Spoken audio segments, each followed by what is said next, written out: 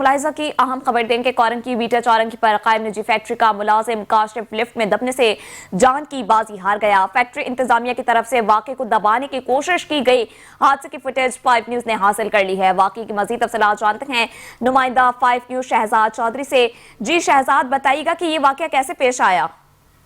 جی بالکل، میں آپ کو بتا دوں یہ کورنکی کا علاقہ ہے، بیٹا چورنکی کے قریب میڈ گارمنٹ MKK کے نام سے کمپنی ہے، جس میں کاشف نامی ملازم جو ہے ایک طویل عرصے سے جو ہے کچن کا کام کرتا تھا اور کھانا پکانے اور چائے کا کام کرتا تھا۔ اسی دوران جو ہے مالکان نے اس کو چائے کا کہا، چائے لینے کے لیے یہ لفٹ کے ذریعے جا رہا تھا۔ اسی دوران جو ہے اس کی جو ہے ہلاکت پیش آئی۔ لفٹ خراب ہونے کی وجہ سے یہ لفٹ میں دب کے جو ہے وہیں اپنی جان کی بازی ہار گیا۔ مالکان کی طرف سے جو ہے یہ واقعہ دبانے کی کوشش کی گئی ہے اور یہ دیکھا جا رہا ہے کہ مالکان نے جو ہے فیکٹری بند کر کے بھاگ چکے ہیں اور انتظامیہ بھی جو ہے یہاں کی وہ بھی فرار ہے۔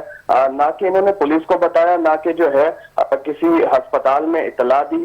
باڈی کو جو ہے وہ مزدہ 3500 میں ڈال کے اور جو ہے جو کاشف نامی شخص تھا اس کے گھر پہنچا دیا گیا۔